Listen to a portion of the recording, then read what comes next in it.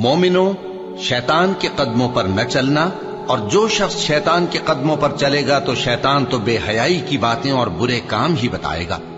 اور اگر تم پر اللہ کا فضل اور اس کی مہربانی نہ ہوتی تو ایک شخص بھی تم میں پاک نہ ہو سکتا، مگر اللہ جس کو چاہتا ہے پاک کر دیتا ہے، اور اللہ سننے والا ہے، جاننے والا ہے۔ لوگو، جو چیزیں زمین میں حلال طیب ہیں وہ کھاؤ، اور شیطان کے قدموں پر نہ چلو، وہ تمہارا کھلا دشمن ہے۔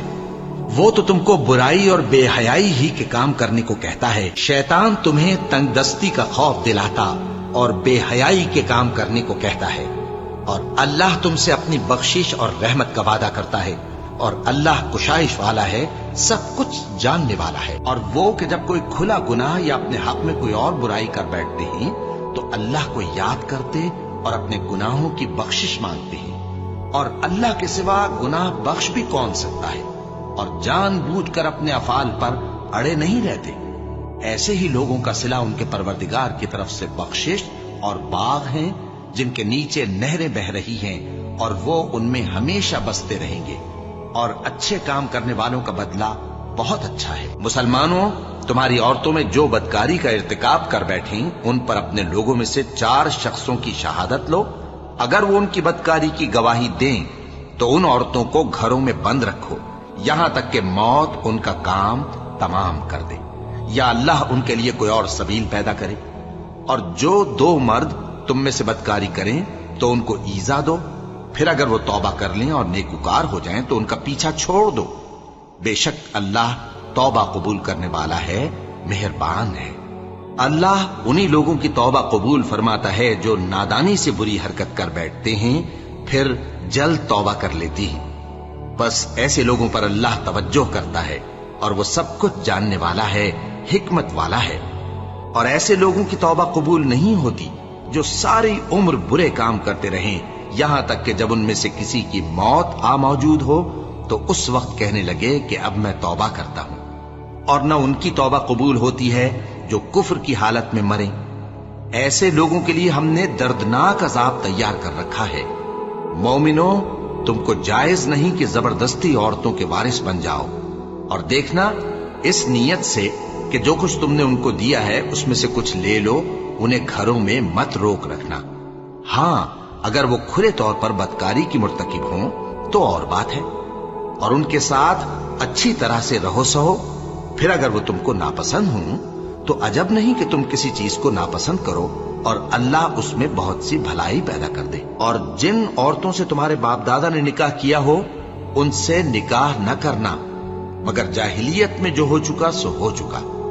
یہ نہایت بے حیائی اور اللہ کی ناخوشی کی بات تھی، اور بہت برا دستور تھا۔ اور بے حیائی کے کام ظاہر ہوں یا پوشیدہ ان کے پاس نہ پھٹکنا۔ اور یہ لوگ جب کوئی بے حیائی کا کام کرتے ہیں تو کہتے ہیں کہ ہم نے اپنے بزرگوں کو اسی طرح کرتے دیکھا ہے، اور اللہ نے بھی ہم کو یہی حکم دیا ہے۔ کہہ دو کہ اللہ بے حیائی کے کام کرنے کا تو حکم نہیں دیتا۔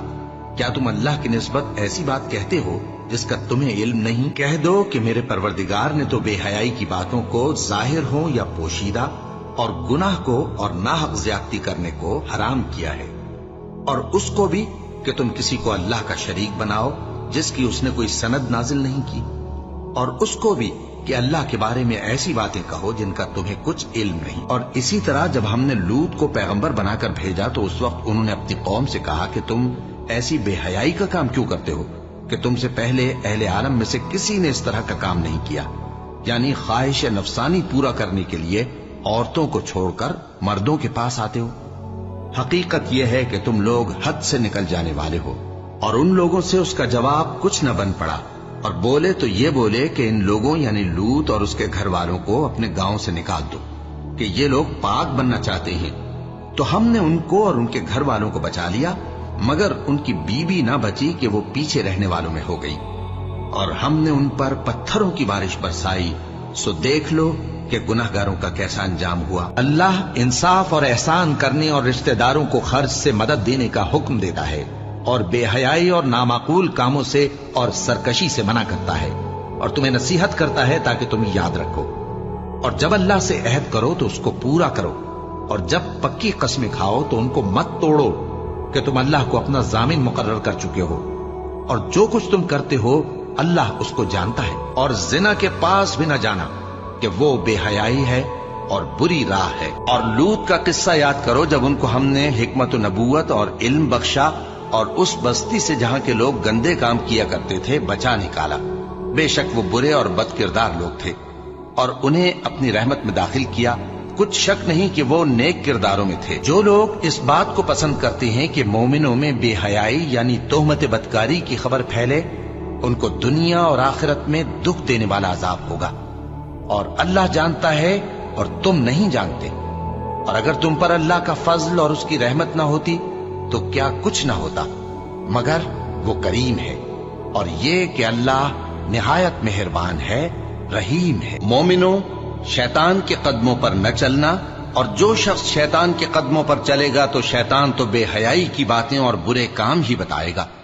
اور اگر تم پر اللہ کا فضل اور اس کی مہربانی نہ ہوتی تو ایک شخص بھی تم میں پاک نہ ہو سکتا، مگر اللہ جس کو چاہتا ہے پاک کر دیتا ہے، اور اللہ سننے والا ہے، جاننے والا ہے۔ اور لوط کو یاد کرو جب انہوں نے اپنی قوم سے کہا کہ تم بے حیائی کے کام کیوں کرتے ہو جبکہ تم دیکھتے ہو؟ کیا تم عورتوں کو چھوڑ کر لذت حاصل کرنے کے لیے مردوں کی طرف مائل ہوتے ہو؟